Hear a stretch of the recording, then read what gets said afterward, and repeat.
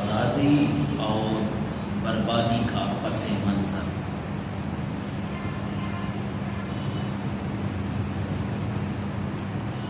سوال سمجھ آ جائے، عنوان سمجھ آ جائے تو مسئلہ آسان ہو جاتا ہے۔ میں نے عرض کیا آزادی اور بربادی کا پس منظر بیان کرنا ہے۔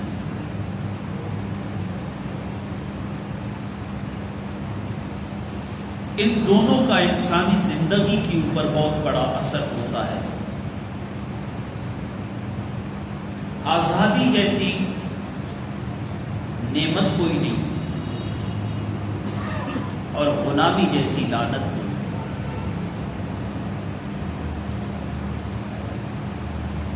اللہ مجدہ الکریم نے انسان کو فطرت کے اوپر پیدا کیا ہے، آزاد پیدا کیا ہے۔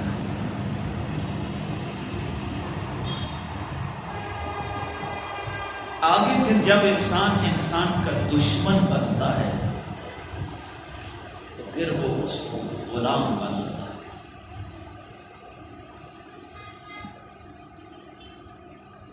غلام کا نہ یہ جہان ہے نہ وہ جہان ہے۔ غلامی کو نہ خدا پسند کرتا ہے نہ مصطفیٰ پسند کرتا ہے، نہ عوام پسند کرتی۔ اسی لیے شاید اقبال نے بھی کہا تھا غلام قوموں کا علم و عرفان یہی ہے رمز عاشقاں۔ اس کا علم اس کو فائدہ نہیں دیتا، اس کی عقل اس کو فائدہ نہیں دیتا، اللہ کی دی ہوئی نعمتوں سے یہ استفادہ نہیں کر سکتا، اپنی مرضی جو نہیں۔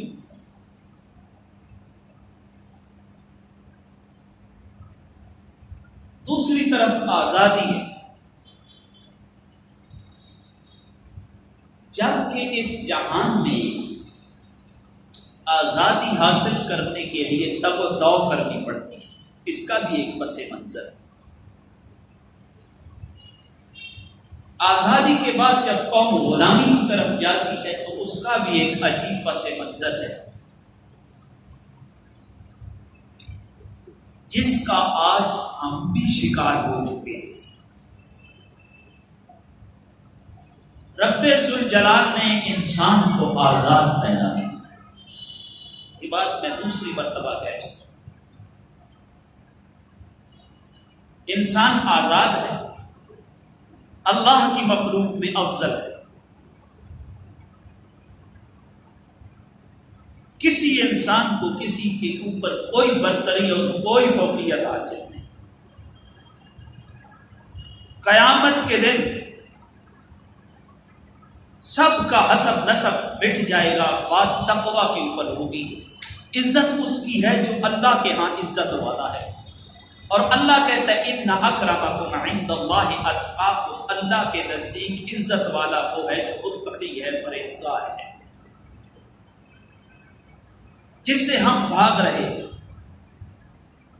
اور اللہ کی دی ہوئی نعمتیں کوئی تھوڑی نہیں ہے، وہ خود قرآن میں کہتا ہے وَإِنْ نعمت اللہ لا تحصوها، اللہ کی نعمتوں کا تم شمار نہیں کر سکتے۔ سب سے بڑی بات ہے کہ یہ اللہ نے جو وجود عطا کیا یہ سب سے بڑی نعمت ہے۔ اس کے بعد کائنات میں اس کی نعمتیں انسان کے لیے بکھری پڑی ہے، سب کچھ اس نے انسان کے لیے بنا دیا ہے۔ اس سے اوپر چلے جائیں تو دین سب سے بڑا اللہ کا احسان ہے اور نعمت ہے۔ رسول اللہ کی ذات انسان کے لیے سب سے بڑی رحمت ہے۔ دین دے دینا یہ سب سے بڑا اللہ کا ہمارے اوپر احسان ہے۔ تو وہ خود کہتا ہے وَإِن تَعُدُّوا نِعْمَتَ اللَّهِ لَا تُحْصُوهَا، اللہ کے احسانوں کا تم شمار نہیں کر سکتے۔ ان نعمتوں میں ایک جس کے اوپر میں نے گفتگو کرنی ہے وہ ہے آزادی۔ جبکہ آپ یوم آزادی کا دن بھی منا چکے ہیں، 14 اگست کا دن، اس کو بھی آپ منا چکے ہیں۔ صحیح منایا ہے غلط منایا ہے میرا اس سے کوئی تعلق نہیں، لیکن یہ ضرور ہے کہ آج کے خطبہ کے اندر میں نے آزادی اور بربادی کا پس منظر بیان کرنا ہے۔ آزادی اور غلامی کا پس منظر میں نے بیان کرنا ہے، یہی میرا عنوان بھی ہے۔ یہ بات بڑی خاص ہے، انسان جب اللہ کو چھوڑ دیتا ہے تو پھر وہ غلام ہے، جب وہ اللہ کا ہو جاتا ہے تو وہ آزاد ہے۔ اس سے آگے بھی پھر دو راہیں نکلتی ہیں، پہلے تو ایک کفر کی تھی، ایک اسلام کی تھی، اما شاکرہ و اما کفورا، ایک کفر والی راہ ہے، ایک اسلام والی راہ ہے، شکر والی راہ ہے۔ اسلام میں آ کے پھر دو راہیں نکلتی ہیں، ایک آزادی کی راہ نکلتی ہے، غلامی کی نکلتی ہے۔ آزادی بڑی نعمت ہے، غلامی بڑی لعنت ہے۔ آزادی حاصل کرنے کے لیے دگ و دو کرنی پڑتی ہے، دگ و دو جب بندہ کرتا ہے نتیجہ رب پہ چھوڑ دیتا ہے۔ رب بندے کو رسوا نہیں کرتا۔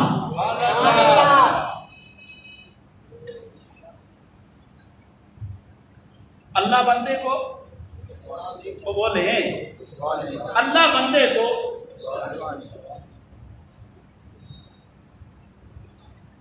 رسوا نہیں کرتا۔ بندے کے اوپر اللہ اتنا ہی بوجھ ڈالتا ہے جتنی اس کے اوپر استطاعت ہوتی ہے اسے اٹھانے کی۔ اللہ بندے کی طاقت سے زیادہ بوجھ نہیں ڈالتا، اور اللہ زندہ قوموں کو برباد بھی نہیں کرتا۔ ہم تو نعرہ لگاتے ہیں نا، ہم زندہ قوم۔ اس کی طرف میں آؤں گا تو میں اپنی بات سے ہٹ جاؤں گا۔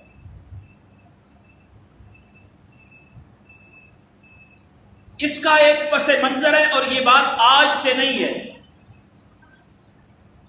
حضرت ابراہیم علیہ السلام کو دیکھا جائے تو انہوں نے بھی آزادی کے لیے دگ و دو کی، انہوں نے بھی محنت کی ہے، دین کے لیے بھی کی ہے اور آزادی کے لیے بھی کی ہے۔ پھر ان کی اولاد میں حضرت یعقوب علیہ السلام آئے، سارے نبی ہیں، انبیاء ہیں، انبیاء اور رسل کی ایک جماعت آ رہی ہے۔ بنی اسرائیل، اللہ کا بڑا احسان ہے ان کے اوپر، اللہ نے بڑی عزت عطا کی ہے، بڑا مقام عطا کیا۔ بنی اسرائیل کا ایک اپنا سٹیٹس ہے، ہمارا سٹیٹس تو آج کل وہ کیا نام ہے، فیس بک اور اس کو کیا نام ہے جس کا وہ لیبل ساوا سا ہوتا ہے، واٹس ایپ۔ ہمارا سٹیٹس 24 گھنٹے کا ہے۔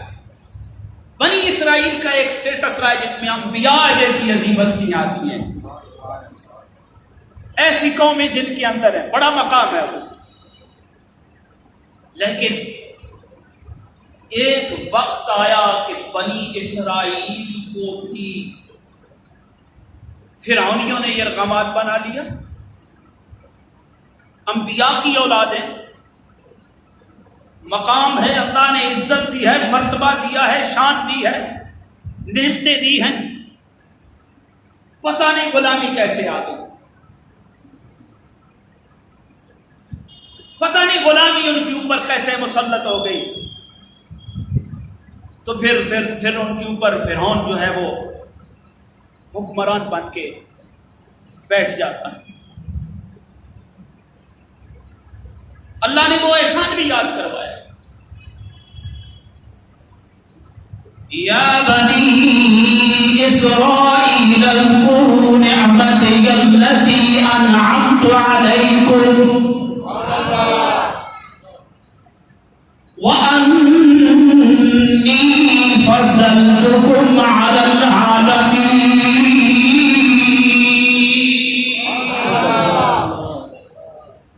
اللہ کہہ اے بنی اسرائیل اذکروا نعمتی التی انعمت علیکم، سبحان اللہ۔ اے بنی اسرائیل میرے احسانوں کو یاد کرو جو میں نے تمہارے اوپر کیے ہیں۔ سبحان اللہ۔ اللہ کہہ رہے ہیں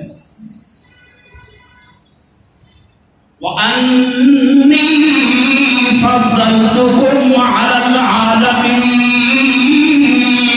سبحان اللہ. اللہ کہہ رہے ہیں نا پھر میں نے تمام کے اوپر میں نے تمہیں فضیلت عطا کر دی. بھول گئے نا اللہ کے احسان کو. جب اللہ کے احسان کو بھول گئے اپنی منمانیوں میں لگ گئے تو پھر ان کے اوپر بادشاہ جو آیا وہ کون آیا؟ کون آیا؟ فرعون.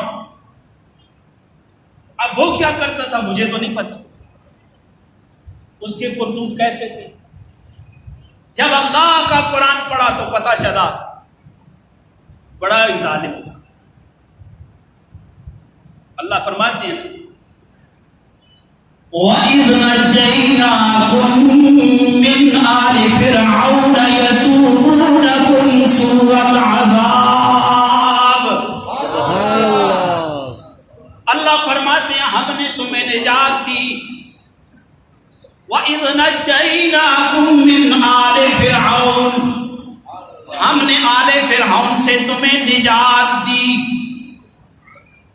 یسومونکم سوء العذاب جو تمہیں برا دردناک قسم کا عذاب دیا کرتا تھا. کون؟ فرعون. ظلموں سے ڈرتا تھا. اس سے بڑا کوئی ظلم ہے؟ وہ کہتا تھا میں رب ہوں مجھے سجدہ کرو پھر تمہاری ضرورت کو پورا کیا جائے گا. یعنی کوئی اللہ کو سجدہ بھی نہیں کر سکتا تھا، اسے ہی خدا مانتا تھا، وہی اپنے آپ کو کہلواتا تھا میں رب ہوں. پھر کیا کرتا تھا اس کے بعد؟ وَيُذَبِّحُونَ أَبْنَاءَكُمْ وَيَسْتَحْيُونَ نِسَاءَكُمْ.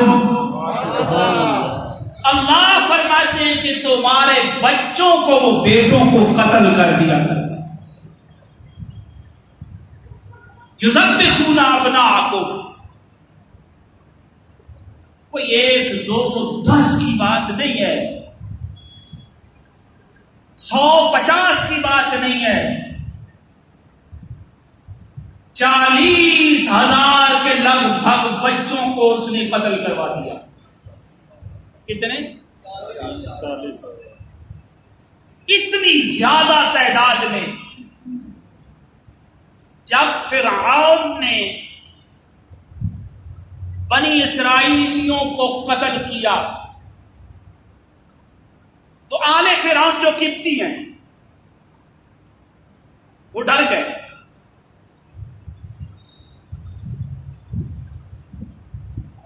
وہ کیوں ڈر گئے؟ ان کے اندر بنی اسرائیل کے بارے میں کوئی ہمدردی تھی؟ بولے نا، ہمدردی تھی. آج کا جو یہودی ہے وہ مسلمانوں کو ختم کرنا چاہتا ہے؟ نہیں. آپ سے میرا اس بارے میں بھی اختلاف. امریکہ بہادر نے عراق پہ قبضہ کیا، اپنے مخالفوں کو مارا ضرور ہے، جو اس کی مخالفت میں نہیں آئے وہ نہیں مارا. شام میں لڑا رہے ہیں، عراق پہ قبضہ کیا، مصر پہ قبضہ کیا، افغانستان پہ قبضہ کیا، اور قبضہ کرنے کے بعد یہ احسان کر کے جاتے ہیں کہ ہم تمہارے اندر میں سے تمہارے حکمران بنا کے جا رہے ہیں، جبکہ وہ ہمارے اندر میں سے نہیں ہیں، امریکہ بہادر کے ٹاؤٹ ہیں. کیا ہے؟ ٹاؤٹ. بولے ٹاؤٹ. پھر بولے ٹاؤٹ. پھر بولے ٹاؤٹ. پھر بولے ٹاؤٹ. پھر بولے ٹاؤٹ. پھر بولے ٹاؤٹ. ٹاؤٹ. پھر ہمارا نعرہ کیسا؟ ہم زندہ قوم ہیں. سوچنے کی بات ہے نا. وہ امریکہ بہادر اپنے ٹاؤٹ بٹھاتا ہے اور وہ تابعداری کرتا ہے یہود کی. یہود کبھی نہیں چاہتے، یہود بھی ڈرتے ہیں کہ مسلمان مٹ نہ جائیں، کیونکہ انہوں نے نچوڑنا ہے نا خون. میری بات سمجھ آ رہی ہے؟ سمجھنے والوں کو میری بات سمجھ آئے گی. انہوں نے خون بھی نچوڑنا ہے. ہمارے اس خون پسینے سے نچوڑے ہوئے سے انہوں نے عیاشیاں کرنی ہیں. ہمارے اوپر غلام ہمیں بنانا ہے، ایسے بنانا ہے جیسے قبطی ڈر گئے تھے کہ بنی اسرائیل سارے ہی قتل ہو گئے تو ہماری تابعداری کون کرے گا، ہمارے نعرے کون مارے گا، ہماری غلامی کون کرے گا، ہم سے بھیک کون مانگے گا. یہ تو ہندو بے وقوف ہیں جو مسلمانوں کو مارتے ہیں، یہودی تو نہیں مارتا، کیونکہ وہ اہل کتاب تھے، ان کے پاس نسخے ہیں. یہ تو گائے کی پوجا کرنے والے، اس کا موتر پینے والے مسلمانوں کو صرف اس لیے ذلیل کیا جا رہا ہے کہ یہ خود ذلیل ہو رہے ہیں. جب سے اللہ کے کلام کو، قرآن کو چھوڑا ہے، حالانکہ قرآن ہمارے اندر موجود ہے، ربانی اور برہانی کلام ہمارے پاس موجود ہے، جو ایک اٹل حقیقت ہے، کمپلیٹ کوڈ آف لائف ہے، زندگی کے ہر معاملے میں ہماری رہنمائی کرتا ہے،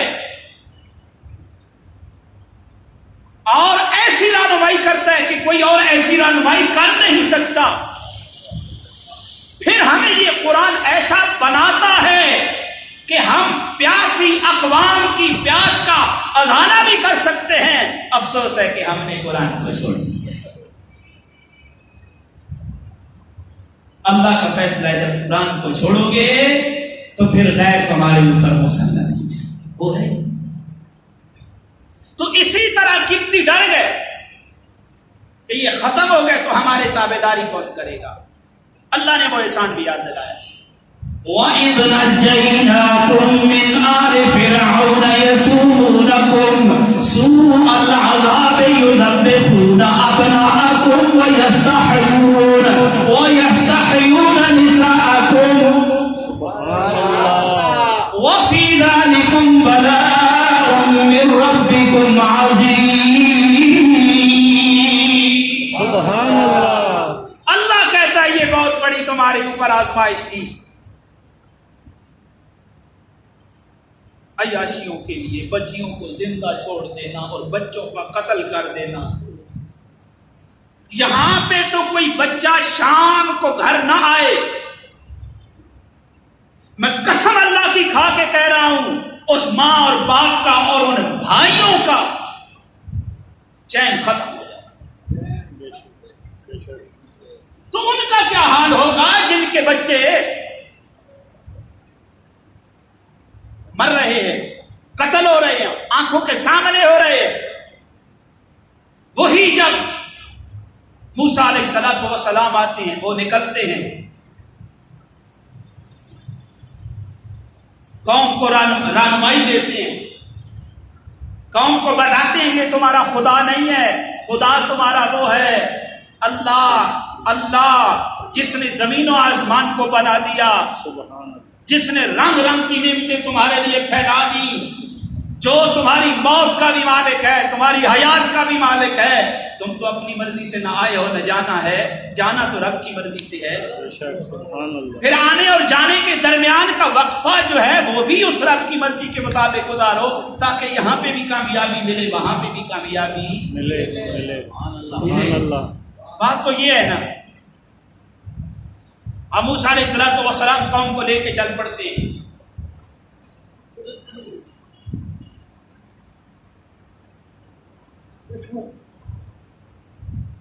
آگے موسیٰ، پیچھے قوم، جا رہے ہیں آگے دریائے نیل کی نہریں اور نہریں.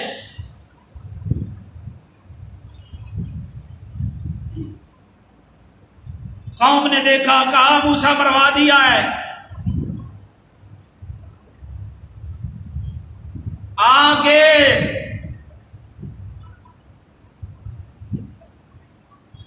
آگے سمندر کی دریا کی موجیں ہیں، پیچھے فرعون کی فوجیں ہیں، ہمارا کیا بنے گا؟ بندہ جب اللہ کی ذات پہ بھروسہ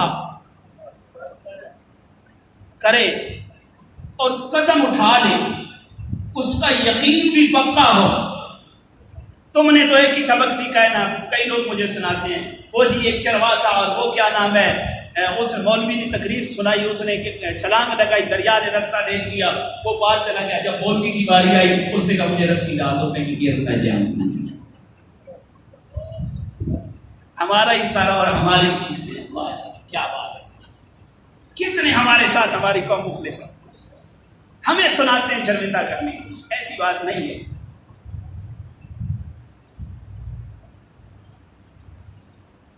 اتنی گئی گزری بات بھی نہیں. موسیٰ آگے فوجیں ہیں، پیچھے فوجیں ہیں، ہمارا کیا بنے گا؟ قال كلا ان ربي سبحان ان معي ربي سيهدين. سبحان اللہ. ٹھیک ہے. سورہ شورا. اے بنی اسرائیلیو فکر نہیں کرنا، ان ربی، سبحان اللہ. میرا رب میرے ساتھ ہے اور میرا رب میرے لیے رستہ نکال دے گا. سبحان اللہ. اللہ کی طرف سے حکم ہوتا ہے میرے موسیٰ اپنے ڈنڈے کو دریا کے پیٹ پہ مار دے.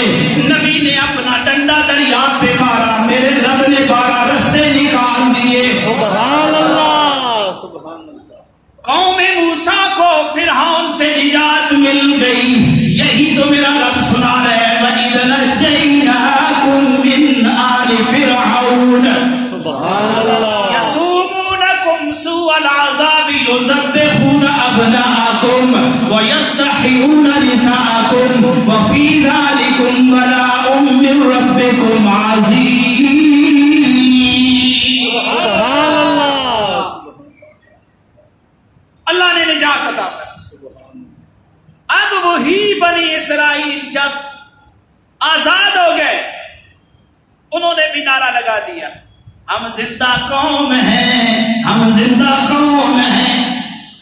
نعرہ لگ گیا، ہم زندہ قوم ہیں. مجھے یہ یاد تو نہیں، اتنے پیپڑے انہوں نے اٹھائے اور چلنے والوں کے کانوں میں لگائے، یہ مجھے نہیں پتا.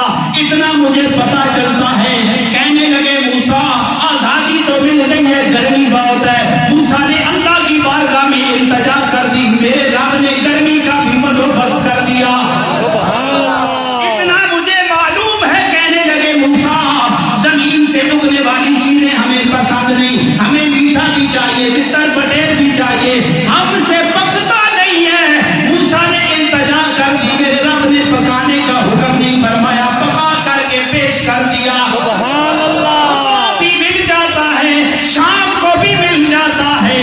ایک وقت آ گیا، کہنے لگے موسیٰ ہماری زنانیوں کے پاس مشینیں تو نہیں ہیں، کپڑے نہیں دھو سکتی. موسیٰ نے التجا کر دی، میرے رب نے فرمایا موسیٰ تو اپنی قوم میں چلا جا، 8 دنوں کے بعد ہم ہوا بھیجیں گے، کپڑوں کو بھی دھلائی کر کے رکھ دے گی، کپڑوں کا رنگ بھی بدل کر دے. سبحان اللہ. سبحان اللہ.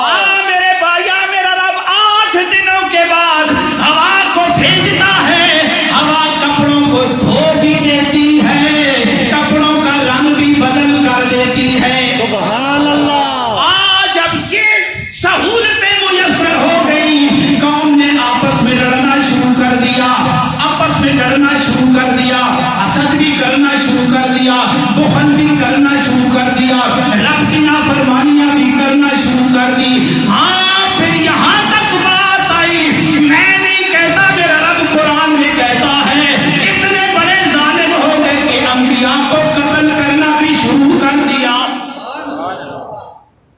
جب انبیاء کا قتل کیا، پھر وہ ساری کی ساری موجیں آزادی اور غلامی کا پس منظر بیان کر رہا ہے. وہ اللہ کی طرف سے دی ہوئی ساری نعمتیں، بولو نا، ختم ہو گئی. ختم ہو گئی. جب ختم ہو گئی اللہ نے نبوت جیسی نعمت بھی اٹھا لی اور مکہ والوں کو دے دی. مکہ والوں کو جب یہ نعمت ملی، خاندان قریش کو ملی، اب انہوں نے بھی تو آزادی حاصل کرنی تھی نا. اب کیا ہوا؟ یہ دو قومی نظریہ جو سنتے ہو نا، یہ یہی ہے. ایک طرف اللہ ہے، ایک طرف اس کا مقابلہ کرنے والا کفر ہے.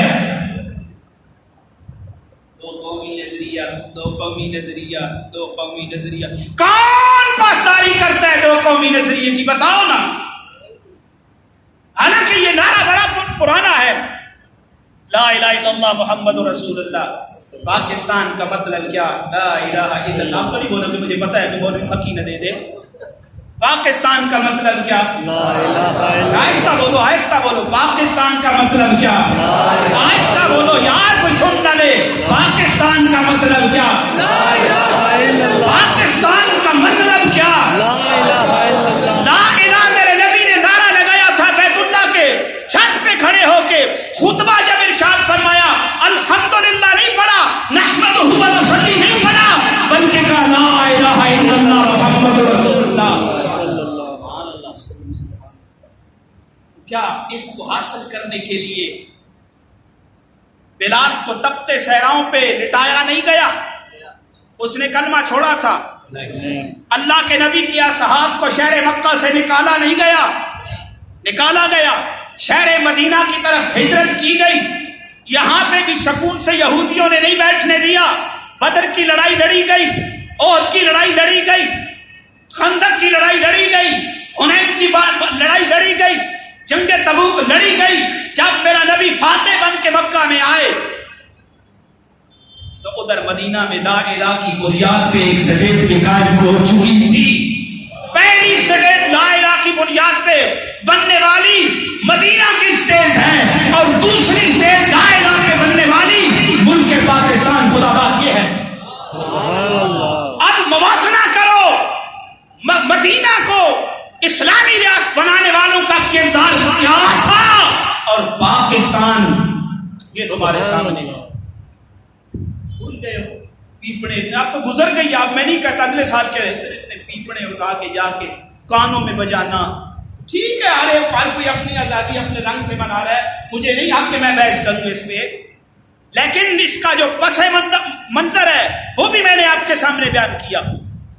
جاؤ نہ جا کے مسجد بادشاہی مسجد کی در و دیوار سے پوچھو، کیا وہاں پہ انگریز عیاشیاں نہیں کرتا تھا اور مسلمان ماتم نہیں کرتا تھا؟ برے صغیر پہ 1600 میں جب گورا آیا تو وہ تو یہاں پہ کرایہ دار آیا تھا، منتیں کر کے مکان حاصل کرتا تھا، اور 1900 میں اس نے فتح کر لیا تھا. فلسطین میں یہودی آیا ہے، پہلے تو وہ کرایہ دار آیا ہے، پھر اس نے زمینیں خریدی ہیں. یہ کسی کے بن سکتے ہیں؟ فلسطینی مضبوط قوم تھی، آج کیا حشر ہے. 800 سال تک ہم نے برے صغیر پہ حکومت کی ہے، آج کیا حشر ہے. اسپین پہ 800 سال تک حکومت کی ہے، آج کیا حشر ہے. جب قومیں آپس میں لڑتی ہیں تو غیر فائدہ اٹھاتے ہیں. میرے نبی کا فرمان ہے جب تم آپس میں لڑو گے تمہاری ہوا اکھڑ جائے گی، اس کا فائدہ تمہیں نہیں ہوگا، تمہارے دشمن کو ہوگا. گورا کو اپنے ٹوٹ بٹھا کے جاتا ہے اور وہ ٹوٹ ہمیں بھی آپس میں لڑاتے ہیں. ہم تو مسلمان ہیں، ہم تو زندہ قوم ہیں. بتاؤ نا، آج بھائی بھائی کے حق پہ نہیں ڈاکے مار رہا، آج بیٹیوں کو وراثت سے محروم نہیں کیا جا رہا، آج بہنوں کو وراثت سے نہیں محروم کیا جا رہا. کیوں کیا جا رہا ہے؟ دنیا کی لالچ کی خاطر. کہاں گیا تیرا لا الہ میں عقیدہ؟ رازق تو میرا اللہ ہے. کوئی انڈیا والا آ کے ہماری مرچوں میں اینٹیں پیس رہا ہے؟ بتاؤ نا. کوئی انڈیا والا آ کے ہماری چائے کی پتی میں ملاوٹ کر رہا ہے. کوئی امریکہ بہادر امریکہ سے آ کر کے ہمارے دودھ میں پانی ملا رہا ہے. کوئی فرانس سے آ کر کے ہمیں 6 نمبر صابن ٹکرا رہا ہے. جو قوم مارتی ہے نا، ہم زندہ قوم ہے، زندہ نہیں. یہ تعلیم ہمیں خراب کر رہی ہے، اور اس تعلیم کا ایک ہی حل ہے، وہ اللہ کا قرآن، جس کو ہم نے چھوڑ دیا. اس کو پکڑو گے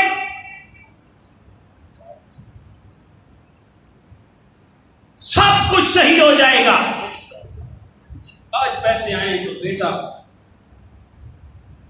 امریکہ چلا جاتا ہے، فرانس چلا جاتا ہے، اعلیٰ تعلیم کے لیے چلا جاتا ہے. ایک بات ہے، بڑی پتے کی بات ہے،